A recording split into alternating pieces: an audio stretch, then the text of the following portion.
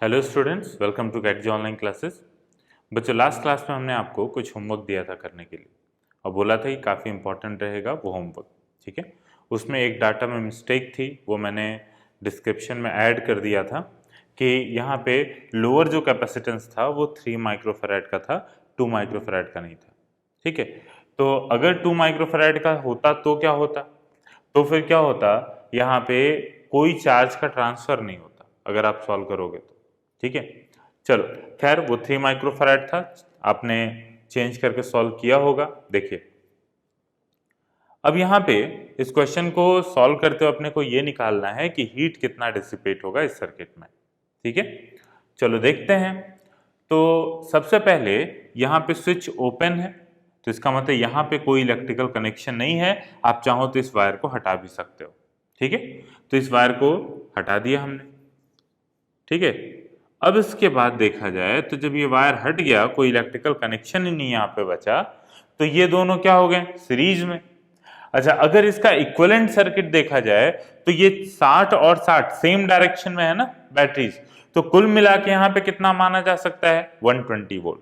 तो बेसिकली ये पूरा सर्किट आप ऐसे बना सकते हो कि 120 वोल्ट का बैटरी है और कैपेसिटर एक है, और वो कैपेसिटर कितने का होगा, 3 और 2 का सीरीज। कितना, 3 और 2 का सीरीज 6/5। ठीक है, तो 6/5 माइक्रोफैराड का यहाँ पे कैपेसिटर हो गया। ठीक, तो इसके ऊपर चार्ज अगर देखा जाए 6/5 माइक्रोफैराड पे, तो ये हो गया 6/5 माइक्रोफैराड, और इस पे चार्ज हो जाएगा प्लस माइनस 120 मल्टीप्लाइड बाई 6/5। ठीक है, तो 120 मल्टीप्लाइड बाई 6/5, देखो चार्ज कितना आएगा, तो Q is equal to 120 multiplied by 6 divided by 5, तो ये यहाँ पे आ जाएगा 24 इंटू 6। ठीक है, तो ये 4 हो गया, 144 माइक्रोकूलम। ठीक है, तो इस पे अगर 144 माइक्रोकूलम आ गया तो इन दोनों पे भी क्या उतना ही चार्ज आएगा। ठीक है, तो इसको मैं इतना सॉल्व कर लिया, हो गया।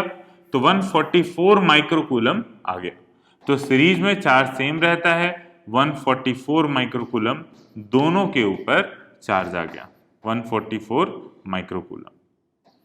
ठीक है, तो अब इसके बाद फिर ये चार्जेस के डिस्ट्रीब्यूशन हो गए स्विच जब ओपन था।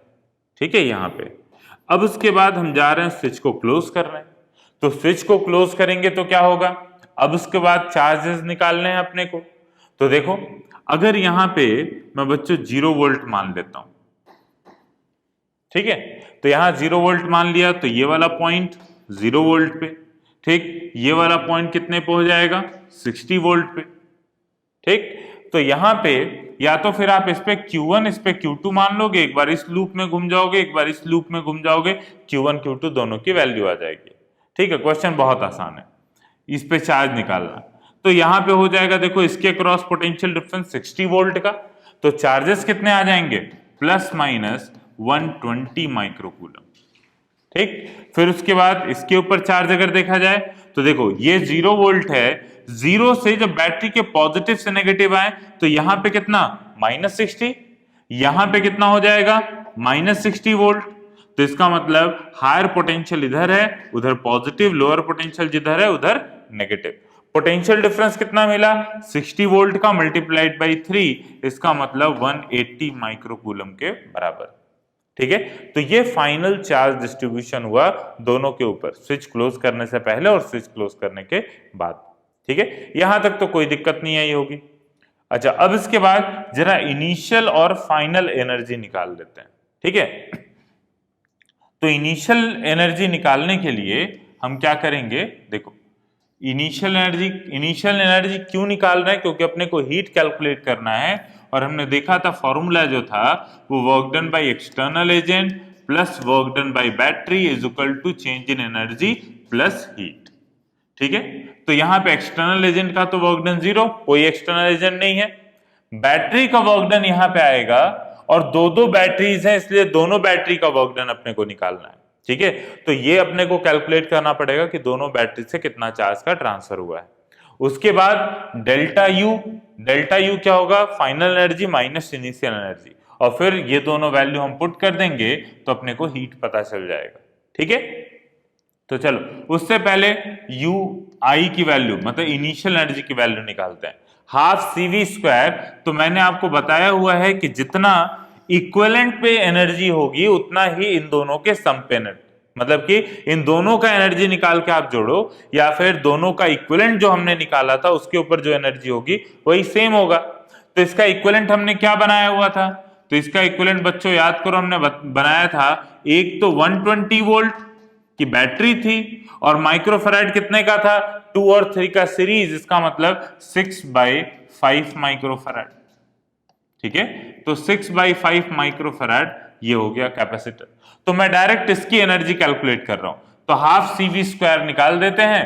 तो हाफ कैपेसिटेंस है 6/5 मल्टीप्लाइड बाई यहाँ पे V स्क्वायर, तो V स्क्वायर हो जाएगा यहाँ पे 60 वोल्ट है ना, तो 120 वोल्ट, इक्विवेलेंट बैटरी 120 वोल्ट का हो तो 120 का स्क्वायर। ठीक है, तो ये इनिशियल एनर्जी आ जाएगी। इनिशियल एनर्जी कैलकुलेट करना, आपको वैल्यू मिलेगा 8640 माइक्रोजूल, 8640 माइक्रोजूल के बराबर। ठीक है, अच्छा फिर उसके बाद फाइनल एनर्जी चलते हैं, तो ये हो जाएगा 1/2 इंटू, अब देखो यहाँ पे, अब यहाँ पे कुछ इक्विवेलेंट तो निकाल नहीं पा रहे हैं, एक कैपेसिटर तक रिड्यूस हो ही नहीं सकता ये। ठीक, तो इस वजह से हम क्या करें, इसकी एनर्जी अलग इसकी एनर्जी अलग, इसके क्रॉस पोटेंशियल डिफरेंस 60 वोल्ट का, इसके क्रॉस भी 60 वोल्ट का, तो दोनों की एनर्जी निकाल के मैं जोड़ दे रहा हूं। तो हाफ इंटू 2 इंटू 60 का square plus half into 3 into 60 का स्क्वायर। ठीक है, तो ये हो जाएगा 3600 माइक्रोजूल प्लस यहाँ पे ये हो जाएगा 5400 माइक्रोजूल। ठीक है, अब इसके बाद इसको जोड़ देंगे, ये हो गया 9000 माइक्रोजूल के बराबर। तो बच्चा इनिशियल एनर्जी है 8640 और फाइनल एनर्जी है 9000 माइक्रोजूल। ठीक, तो डेल्टा यू तो निकल जाएगा यहाँ पे। ठीक, तो डेल्टा यू कितना होगा, 9000 माइनस डेल्टा यू अगर निकाल दें तो डेल्टा यू हो गया 9000 माइनस 8640, जो कि बचेगा 360 माइक्रोजूल, 360 माइक्रोजूल। ठीक है, ये चेंज इन एनर्जी आ गया कि मतलब इतने का एनर्जी में चेंज हुआ। ठीक, अब एक स्टेप तो हम निकाल चुके हैं डेल्टा यू, अगर बस वर्क डन बाय बैटरी अपने को पता चल जाए तो अपना काम हो जाएगा। ठीक है, चलो देखो, तो वर्क डन बाय बैटरी के लिए सोचो क्या चीज होनी चाहिए। वर्क डन बाय बैटरी हमने बताया था कि अगर पॉजिटिव टर्मिनल से पॉजिटिव चार्ज निकले तो वो वर्क डन पॉजिटिव होगा। ठीक है, और साथ में वर्क डन बाय बैटरी होता है चार्ज ट्रांसफर मल्टीप्लाइड बाई जो उस बैटरी का EMF है। ठीक, तो जरा देखते हैं, मान लो इस बैटरी की बात करें, इसको 1 नाम दे देते हैं और इसको 2 बैटरी नाम दे देते हैं। ठीक, तो अगर 1 बैटरी के कारण वर्क डन देखा जाए तो देखो, पहले यहां पे अगर बीच वाले प्लेट के चक्कर में पड़ोगे ना तो फिर कंफ्यूजन हो सकती है। आप क्या करो, सिंपल ये वाला जो प्लेट है वो किस बैटरी से कनेक्टेड है, ये 1 वाले बैटरी के पॉजिटिव टर्मिनल से।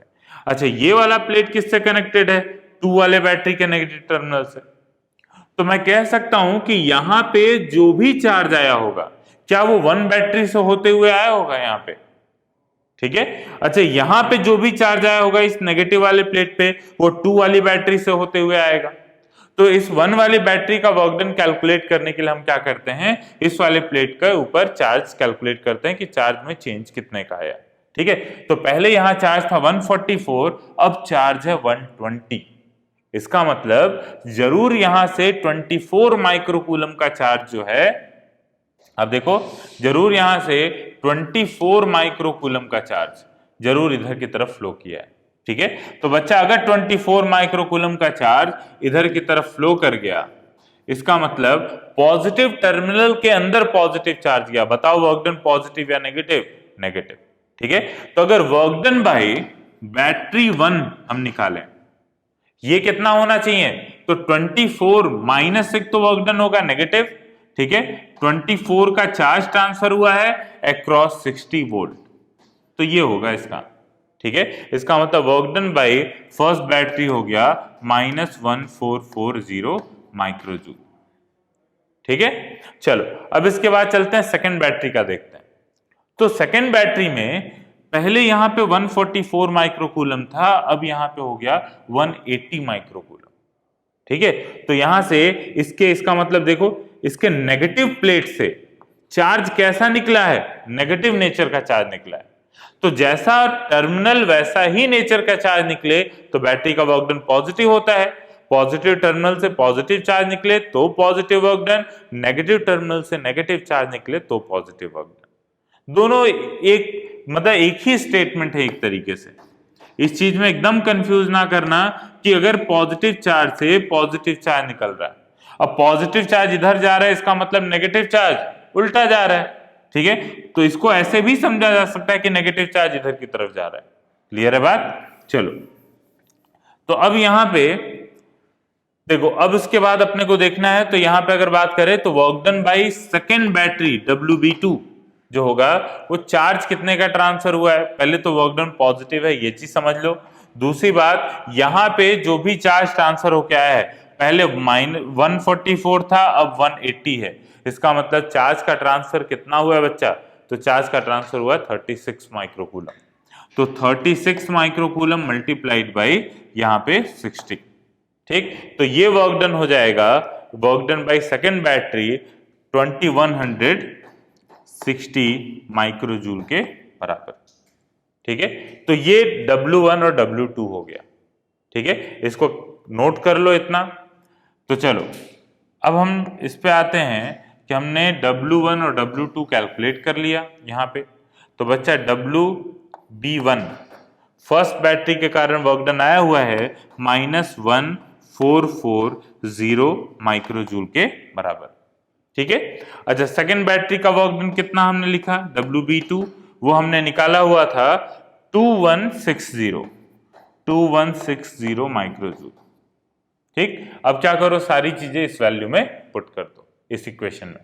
तो इक्वेशन में पुट करोगे तो क्या आएगा इक्वेशन, सबसे पहले वर्क डन बाय बैटरी अगर हम पुट करें, देखो तो वर्क डन बाय बैटरी 1 और बैटरी 2, तो ये तो इनका डिफरेंस हो जाएगा 2160 माइनस 1440, तो 2160 माइनस 1440 ये वर्क डन बाय बैटरी हो गया नेट। ठीक है, चेंज इन एनर्जी कितने का, वो है 360, तो 360 प्लस हीट। ठीक है, तो हीट की वैल्यू कितनी आ जाएगी, हीट की वैल्यू आ जाएगी यहाँ पे 2160 माइनस 1440, ये टोटल आ जाएगा, आप इसको सॉल्व करना, ये आएगा 720 माइनस 360, हीट की वैल्यू आ गई 360 माइक्रोजूल। ठीक है, तो ये इसका आंसर होगा। ठीक, आई होप आपको ये क्वेश्चन समझ में आया होगा अच्छी तरीके से। चलो अब इसके बाद फिर एक और क्वेश्चन दिया हुआ था, उसका शायद आंसर आपको बता चुका था मैं कि कितना आंसर होगा इसका। ठीक है, मैं बस चार्ज निकाल देता हूं जल्दी से। देखो, तो सबसे पहले ये ओपन था, तो ऊपर वाले कैपेसिटर के ऊपर कोई चार्ज नहीं, 10 वोल्ट की बैटरी है, 6 और 6 का सीरीज। ठीक है, तो 6 और 6 का सीरीज हो जाएगा 3, तो इसका मतलब इस पे चार्ज हो गया प्लस माइनस 30 माइक्रोकूलम, इसके ऊपर चार्ज हो गया प्लस माइनस 30 माइक्रोकूलम। ये कैसे चार्ज निकाला हमने, तो चार्ज ऐसे निकाला कि सबसे पहले ये स्विच जो ओपन है इसको हम हटा ही दें, कोई इलेक्ट्रिकल कनेक्शन नहीं। ठीक, फिर 6 और 6 का सीरीज हो जाएगा 3 माइक्रोफैराड, और फिर वो कनेक्टेड है बच्चों कितने से, 10 वोल्ट से। ठीक है, तो 10 वोल्ट से कनेक्टेड है, तो यहां से इस पे चार्ज आ जाएगा Q = CV 30 माइक्रोकूलम, और ये बताया हुआ था कि सीरीज में चार्ज सेम रहता है सीरीज कॉम्बिनेशन में। ठीक है, तो ये जो कैपेसिटर है ये इक्विवेलेंट है इन दोनों का, मतलब एक तो इन दोनों पे चार्ज सेम होगा और कितना चार्ज होगा, जितना इक्विवेलेंट कैपेसिटर पे। ठीक है, तो इसका मतलब इस पे चार्ज 30, तो इन दोनों पे भी 30। तो ये फाइनल चार्ज डिस्ट्रीब्यूशन निकल गया इनिशियल स्विच को ओपन करने से क्लोज करने से पहले। यहाँ पे एक कैपेसिटर लगा हुआ है, ठीक है, 6 माइक्रोफैराड का। अब जब इन दोनों को कनेक्ट कर देंगे तो क्या होगा, ये दोनों आगे पैरेलल में और फिर ये सीरीज में, तो 6 और 6 ये हो जाएंगे, 6 और 6 हो गए 12, 12 और 6 का हो जाएगा 4। ठीक है, देखो ऐसा ही होगा ना, तो 6 और 6 का 12 और 12 और 6 का, तो 6 3 का 2 होता है, तो 12 और 6 का 4 हो जाएगा। ठीक, तो इनके ऊपर अगर चार्ज निकाला जाए तो देखो इसका इक्विवेलेंट सर्किट पहला मिलेगा आपको इस तरीके से, पहला इक्विवेलेंट सर्किट, बैटरी रहने ही देता हूं मैं, तो ये है 6 माइक्रोफैराड और ये है 12 माइक्रोफैराड। अब इसके बाद इन दोनों का इक्विवेलेंट, तो इन दोनों का इक्विवेलेंट हो जाएगा, देखिए 12 और 6 का 4 माइक्रोफैराड, और इसका एक बैटरी है 10 वोल्ट का, मतलब चार्ज प्लस माइनस 40 माइक्रोकूलम, इस पे भी चार्ज 40 माइक्रोकूलम हो गया, इस पे भी 40 माइक्रोकूलम। ठीक है, तो इस पे चार्ज प्लस माइनस 40 माइक्रोकूलम। फिर उसके बाद देखो यहां पे पोटेंशियल कितना आ जाएगा, 40/12। ठीक है, तो इस पे चार्ज हो जाएगा 40/12 इंटू 6, इसका मतलब प्लस माइनस 20। ये तो डायरेक्ट भी कर सकते थे आप, आधा आधा बढ़ जाएगा टोटल 40 का। ठीक है, तो ये मैं हटा दे रहा हूं, तो प्लस माइनस 20 माइक्रोकूलम यहां पे आया और यहां पे प्लस माइनस 20 माइक्रोकूलम। ठीक, ये फाइनल चार्ज हो गया स्विच को क्लोज करने के बाद। ठीक, तो अगर मान लो आपसे इनिशियल एनर्जी पूछा जाए, तो ये सारा कुछ मैं हटा दे रहा हूं, ये कैलकुलेशन। इनिशियल एनर्जी बच्चों पूछा जाए तो इनिशियल एनर्जी क्या होगा, तो इसका इक्विवेलेंट था 3, तो हाफ इंटू 3 इंटू वोल्टेज 10 का स्क्वायर। ठीक है, तो इसका मतलब 150 माइक्रोजूल के बराबर। ठीक, फाइनल एनर्जी की बात की जाए तो इक्विवेलेंट है 6 और 6 का 12, 12 और 6 का 4, तो 4, तो इसका मतलब हाफ इंटू 4 इंटू 10 का स्क्वायर, मतलब कि 200 माइक्रोजूल। ये फाइनल एनर्जी आ गई। ठीक है, अब जरा वर्क डन बाय बैटरी देखते हैं, तो देखो बैटरी के पॉजिटिव टर्मिनल से ये वाला कैपेसिटर कनेक्टेड है, उस पे चार्ज कितना है, +30, तो उसी पॉजिटिव टर्मिनल से अब जो प्लेट कनेक्टेड है वो उस पे चार्ज है +40। ठीक है, टर्मिनल के एक ही साइड लो। ठीक है, इधर अगर बैटरी ने सोचो यहां पे +30 था, यहां पे +40, तो बैटरी ने कितना चार्ज ट्रांसफर किया, 10 का। ठीक, तो इसका मतलब अगर वर्क डन बाय बैटरी आपसे पूछ दिया जाए तो वर्क डन बाय बैटरी हो जाएगा बच्चों यहाँ पे 10 मल्टीप्लाइड बाई 10, मतलब 100 माइक्रोजूल। ठीक है, तो देखो पहले एनर्जी थी 150, बाद में एनर्जी हो गई 200, मतलब कितने से एनर्जी बढ़ी, 50 माइक्रोजूल से। जबकि बैटरी ने वर्क डन कितना किया, 100 माइक्रोजूल, मतलब हीट में कितना गया बताओ, 50 माइक्रोजूल के बराबर। ठीक है, तो बच्चों ये क्वेश्चन थे कुछ स्विच के ओपन क्लोज करने पे कितना हीट ट्रांसफर, कितना हीट का लॉस होगा, कितना चार्ज ट्रांसफर होगा, बैटरी कितना वर्क डन करेगा, ये सारा कुछ। ठीक है, अच्छा इन चैप्टर एक्सरसाइज 3 में आप जितने भी डायलेक्ट्रिक क्वेश्चन हैं उनको छोड़ के आप कर डालो सारे क्वेश्चन। डायलेक्ट्रिक का क्वेश्चन आप छोड़ सकते हो, साथ में आज के लेक्चर में मैं जो अभी चीजें बताने वाला हूं वो भी आप खुद से ट्राई कर सकते हो। ठीक है, बाकी असाइनमेंट आपको मिल रहा है। लास्ट लेक्चर में असाइनमेंट नहीं मिला था क्योंकि उतना कोर्स, मतलब कि वो सारे क्वेश्चन कवर हो चुके थे इन चैप्टर एक्सरसाइज के। ठीक है, और आप प्रिपेयर्ड रहिए, जैसे ही कैपेसिटर चैप्टर खत्म होगा, ठीक है, अभी से मैं आप सभी लोग को बता दूं, जैसे ही कैपेसिटर चैप्टर खत्म होगा वैसे ही आप लोग का जेई वालों का एक एडवांस लेवल का टेस्ट होगा, इलेक्ट्रोस्टैट और कैपेसिटर को मिक्स करके, और उसके अलावा नीट वालों का भी दोनों चैप्टर मिक्स करके टेस्ट होगा। ठीक है, तो प्रिपेयर करते रहिए अच्छे से। चलिए चलते हैं नेक्स्ट टॉपिक पे। नेक्स्ट टॉपिक नोट करो, change in physical quantities when capacitor is charged, capacitance is changed after charging. ठीक है, तो इसमें क्या करने वाले हैं इस टॉपिक में, देखिए सबसे पहले एक कैपेसिटर है, जैसे मान लो C0 कैपेसिटेंस का। ठीक है, ये बैटरी से उसको कनेक्ट कर दिया V0 से। अब कैपेसिटेंस जो होता है वो ε0A डिवाइडेड बाई D, ये है ना।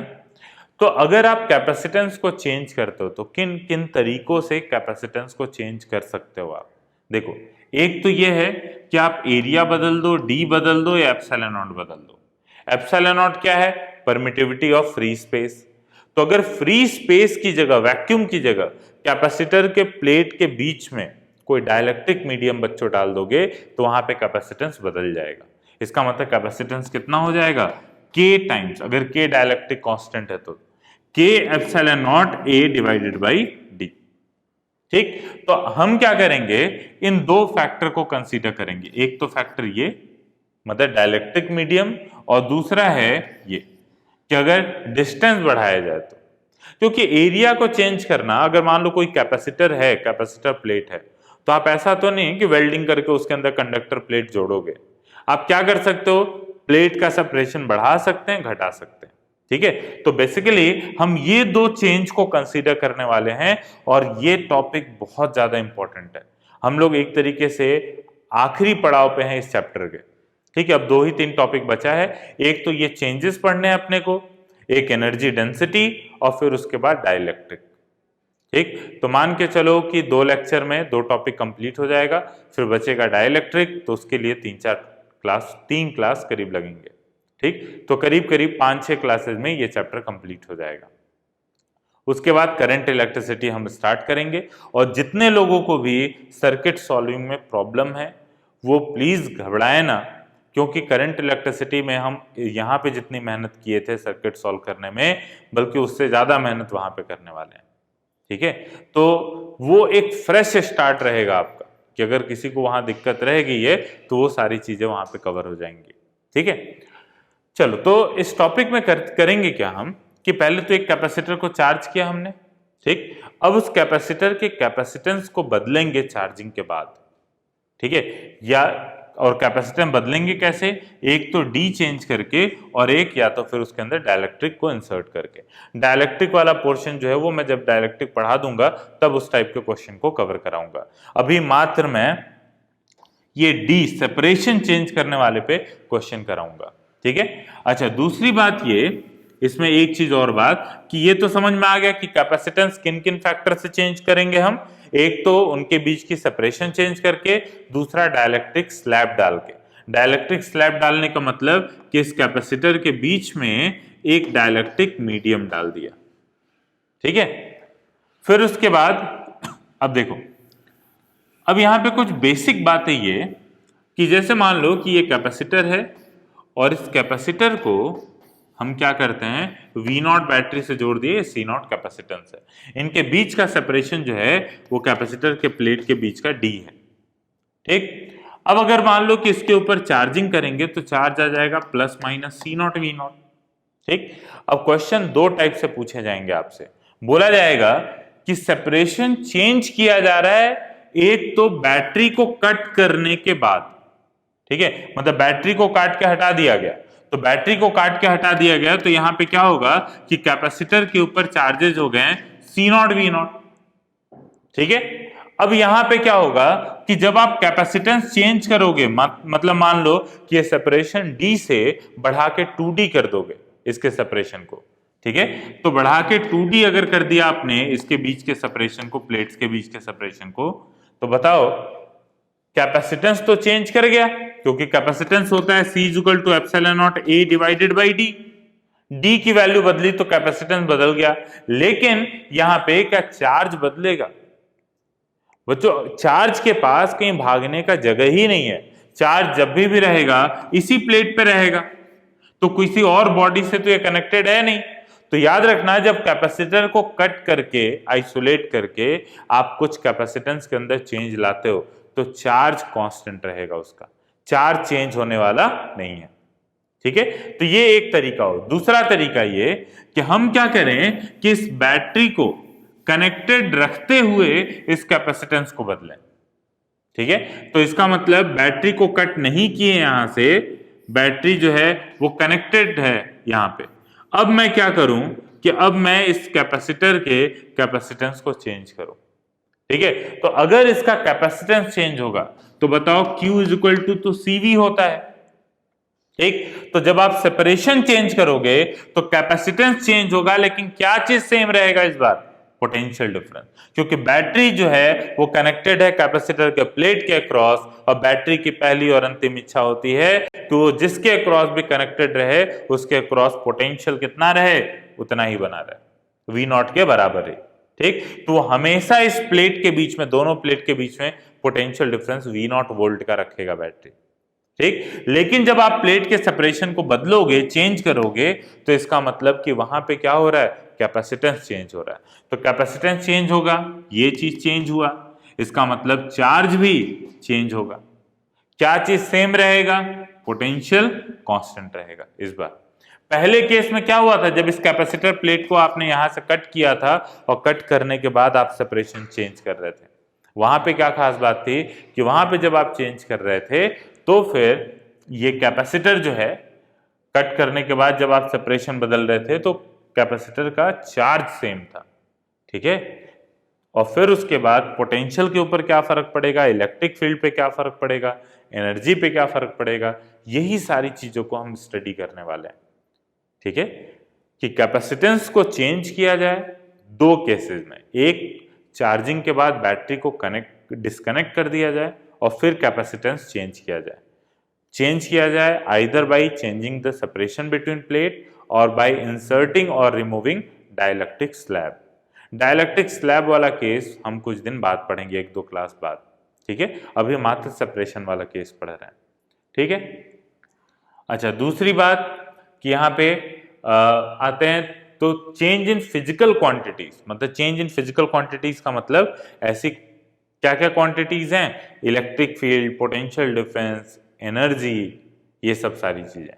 और ये बच्चों टॉपिक बहुत इंपॉर्टेंट है, आप देखोगे इवन बोर्ड तक में ये क्वेश्चन पूरा 4 या 5 मार्क्स के क्वेश्चन में पूछा गया है। पूरा ये पूरा का पूरा, ये जो भी फर्स्ट पार्ट क्वेश्चन का कराऊंगा वो, कि फिजिकल क्वांटिटीज कैसे चेंज हुई जब सेपरेशन को चेंज किया गया। और जितना नीट वाले बच्चों के लिए तो ये अमृत के समान है ये क्वेश्चन। ठीक है, तो नीट हो गया, फिर जैसे यूपीटीयू, ये सब जितने भी छोटे एग्जाम होते हैं ना, वो छोटंकू टाइप के, तो उन सब के लिए भी ये बहुत क्वेश्चन इंपॉर्टेंट है। ठीक, और जेईई मेन एडवांस के लिए तो है ही। ठीक, चलो, तो इस क्वेश्चन को बहुत अच्छे से करना, इसका बहुत जगह काम आएगा आपको। ठीक है, तो चलिए सबसे पहले टॉपिक डालिए और ये सब ना बनाओ, थ्योरी लिख लो। इसका थ्योरी लिखो, when capacitance of capacitor is disturbed, when capacitance of a capacitor is disturbed either by changing the separation or by placing or removing the dielectric slab or removing the dielectric slab। ठीक है, पहला case लिखिए, case 1, if battery is disconnected, if battery is disconnected and capacitance is disturbed, then charge on capacitor will not change. Then charge on capacitor will not change. Second case, if battery remains connected,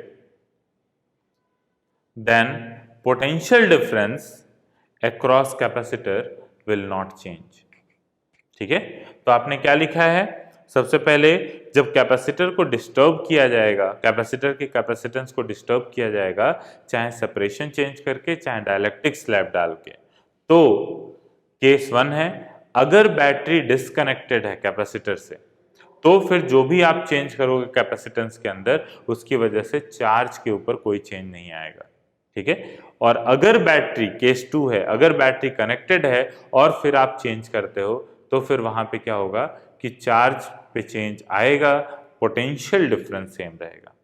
ठीक है, तो case 1 जब भी capacitor को cut करके changes किया जाए, calculation का आपका स्टार्टिंग पॉइंट क्या रहेगा, चार्ज सेम रखना। ठीक, मतलब वहीं से सोचना शुरू करोगे आगे। जब बैटरी कनेक्टेड रखते हुए आप कुछ चेंज कर रहे हो, तो आपका स्टार्टिंग पॉइंट होना चाहिए पोटेंशियल डिफरेंस सेम रहेगा। ठीक है, और फिर उसके बाद आगे का कैलकुलेशन आप करोगे। ठीक है, चलो, तो ये थ्योरी हो गया। एक क्वेश्चन लिखिए, और यही क्वेश्चन आता है एग्जाम में। ठीक है, डायरेक्ट लिखिए question. A parallel plate capacitor of capacitance C naught, a parallel plate capacitor of capacitance C naught is charged to potential difference V naught, is charged to potential difference V naught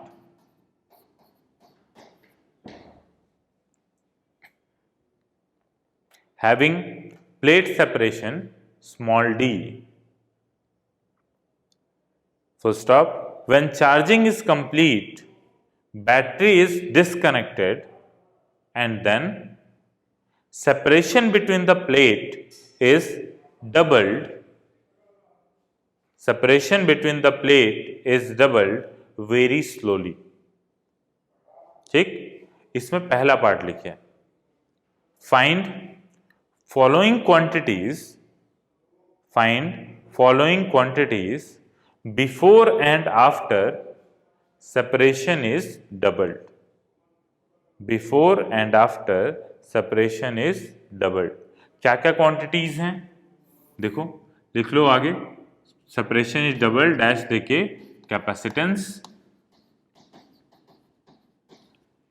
capacitance हो गया, फिर उसके बाद charge,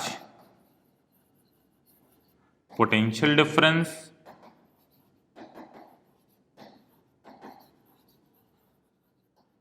ठीक है, potential difference, फिर उसके बाद है इलेक्ट्रिक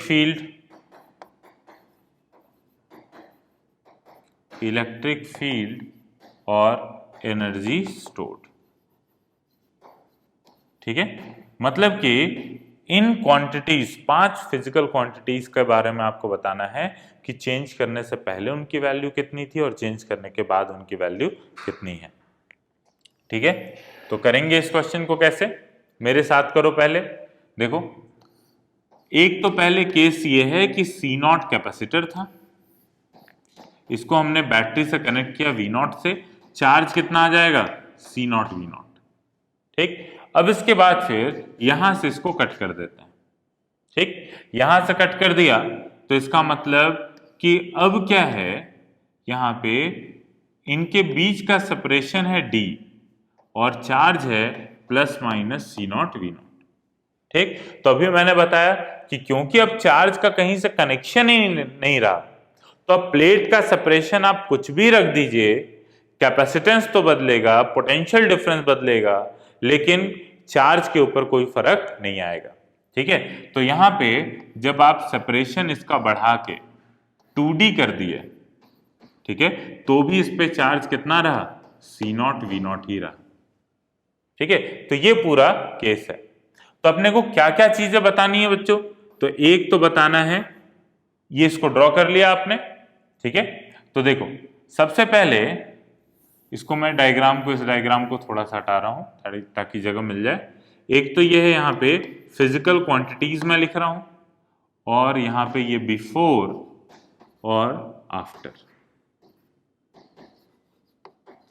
मतलब कि कैपेसिटेंस की बात करें तो कैपेसिटेंस जो था वो पहले कितना था, C नॉट, और C नॉट की वैल्यू कितनी थी बताओ, epsilon not A divided by D। अब कैपेसिटेंस कितना हो गया, तो ये हो गया C डैश की वैल्यू यहाँ पे epsilon not A divided by 2D, जिसकी वैल्यू हो जाएगी epsilon not A divided by D C not है, तो इसका मतलब ये कितना हो गया, C नॉट बाई 2। ठीक, तो इनिशियल और फाइनल को कंपेयर करना है यहाँ पे। ठीक, चलो अब इसके बाद अगला चीज क्या पूछा है, चार्ज। तो चार्ज जो है, चार्ज को हम बोले अगर Q नॉट, ठीक है, तो Q नॉट यहाँ पे C नॉट V नॉट के बराबर है ना। ठीक, तो यहाँ पे देखो चार्ज के भागने का तो कोई जगह ही नहीं है, तो चार्ज के भागने का जगह नहीं है, इसका मतलब यहाँ पे Q डैश जो होगा वो भी C नॉट V नॉट है, जो कि Q नॉट के बराबर होगा, मतलब चार्ज में कोई चेंज नहीं आया। ठीक, उसके बाद फिर आते हैं, तीसरा चीज पूछा गया था आपसे, पोटेंशियल डिफरेंस। ठीक है, पोटेंशियल डिफरेंस, तो यहां पे आप देखो पोटेंशियल डिफरेंस को कैलकुलेट करने का दो तरीका है। अगर पहले पोटेंशियल डिफरेंस V नॉट था, पोटेंशियल डिफरेंस क्या होता है, Q बाई सी होता है ना, तो चार्ज कितना है C not V not divided by C not. ठीक, तो यहां पे V नॉट की जो वैल्यू थी वो कितनी थी, यहां पे C not V not divided by C not, जो कि आ गया था V नॉट के बराबर। ठीक, तो समझ गए यहां पे कि पोटेंशियल डिफरेंस पहले कितना था, V नॉट के बराबर। अब जरा V डैश देखते हैं, V डैश को मैं यूज करता हूं Q dash divided by C dash. ठीक, तो Q डैश कितना है, C not V not divided by C dash कितना है, C नॉट बाई 2। देखो कितना आ गया, 2V नॉट। ठीक है, या फिर इसको सॉल्व करने का एक और तरीका था, लेकिन वो तरीका जो है इलेक्ट्रिक फील्ड के रास्ते से गुजरता है। देखो कैसे, तो अगली फिजिकल क्वांटिटी थी इलेक्ट्रिक फील्ड। ठीक है, ये फिजिकल क्वांटिटी वाला कॉलम है, ये बिफोर और ये आफ्टर। ठीक, आप भी अपनी कॉपी पे इसी टाइप का टेबल बना लोगे। ठीक है, तो इलेक्ट्रिक फील्ड जो है अगर पहले E नॉट था तो E नॉट किसके बराबर होगा, V नॉट बाई डी के। समझ में आ रहा है? या फिर आप और एक तरीका यूज कर सकते हो कि इलेक्ट्रिक फील्ड जो होता है बच्चा, वो होता कितना है, सिग्मा बाई एप्सिलॉन नॉट होता है ना। सिग्मा बाई एप्सिलॉन नॉट का मतलब Q upon A epsilon not, ये हुआ ना। अब बताओ क्या सेपरेशन चेंज करने से चार्ज की वैल्यू बदली? नहीं। ठीक है, एरिया नहीं बदला, एप्सिलॉन नॉट नहीं बदला। इसका मतलब E नॉट की वैल्यू क्या होगी, Q not upon A epsilon not.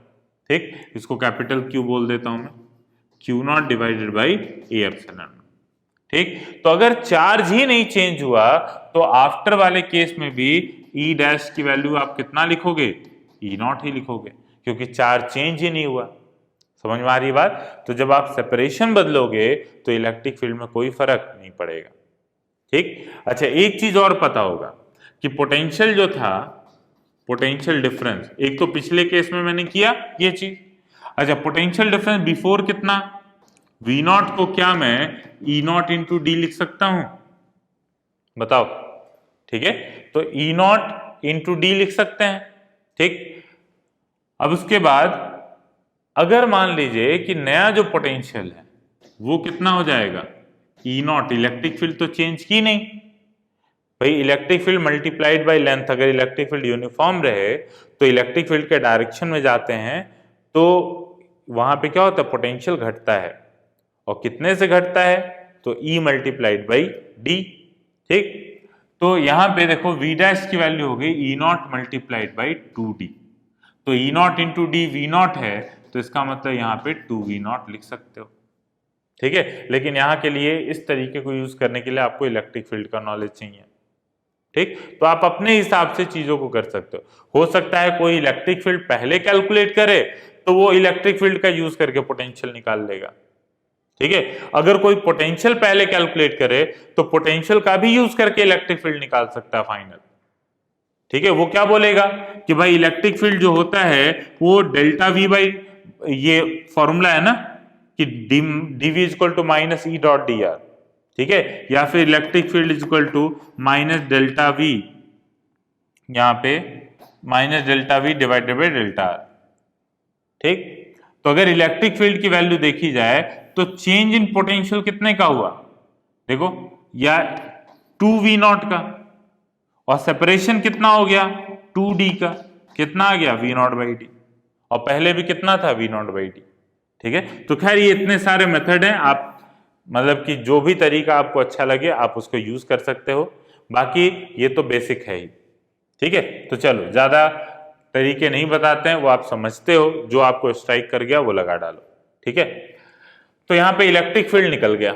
अब इसके बाद और क्या पूछा गया था, अगला फैक्टर जो पूछा गया है, एक तो चार्ज हो गया, पोटेंशियल डिफरेंस हो गया, इलेक्ट्रिक फील्ड हो गया, और पूछा गया बच्चों आपसे एनर्जी स्टोर्ड।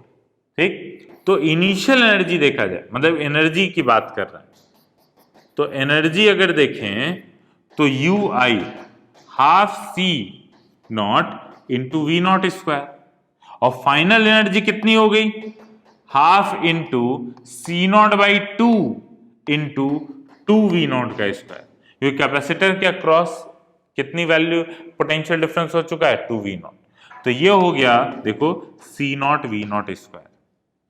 ठीक है, इसका मतलब फाइनल एनर्जी जो है वो इनिशियल से ज्यादा हो गई है, 2 टाइम्स बढ़ गई है। ठीक है, तो आप सोचो बैटरी तो कनेक्टेड है नहीं, बैटरी को तो डिस्कनेक्ट कर दिया गया। ठीक है, तो बैटरी को यहां पे डिस्कनेक्ट कर दिया गया, तो बैटरी के पास एनर्जी कितनी थी, सॉरी इस कैपेसिटर के पास हाफ C0v0 स्क्वायर। ठीक, तो इस केस में इस कैपेसिटर के पास कितनी एनर्जी है, हाफ C0v0 स्क्वायर। अब एक्सटर्नल एजेंट ने क्या किया, यहां पे कैपेसिटर के प्लेट को कौन दूर करेगा, एक्सटर्नल एजेंट। ठीक है, कोई पर्सन है जो कैपेसिटर के प्लेट को खींच के इनफाइनाइटली स्लोली उसको दूर कर दिया, D से 2D कर दिया। ठीक है, तो यहां पे क्या होगा कि उस एक्सटर्नल एजेंट को वर्क करना पड़ेगा अगेंस्ट इलेक्ट्रिक फील्ड।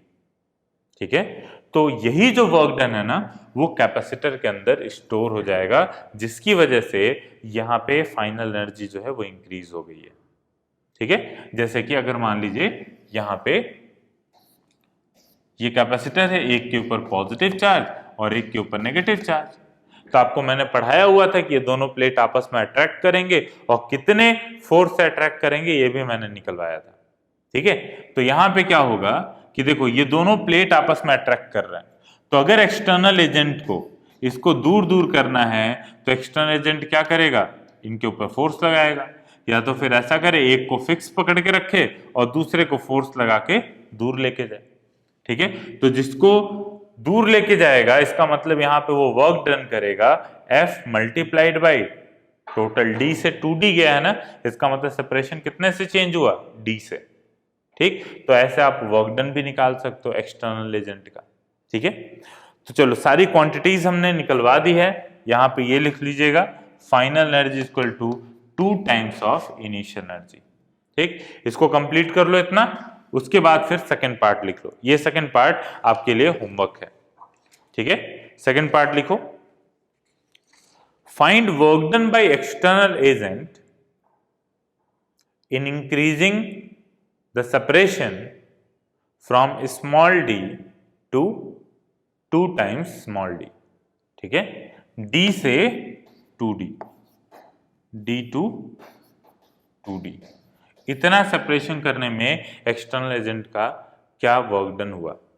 एक वर्क डन निकालोगे आप कैसे, एनर्जी वाला इक्वेशन जो मैंने इक्वेशन लिखा, work done by external agent plus work done by battery is equal to change in energy plus heat, एक तो इस तरीके से, और दूसरा आप ये वाला मेथड यूज करना। ठीक है, एक्सटर्नल एजेंट का फोर्स मल्टीप्लाइड बाय डिस्प्लेसमेंट, देखना जरा चेक करना दोनों का आंसर सेम आ रहा है कि नहीं। ठीक है, चलो नेक्स्ट क्लास में मिलते हैं इसके दूसरे टाइप के क्वेश्चन के साथ कि अगर बैटरी को कनेक्टेड रखते हुए प्लेट का सेपरेशन चेंज करेंगे तब क्या होगा। ठीक है, चलो thank you, have a nice day.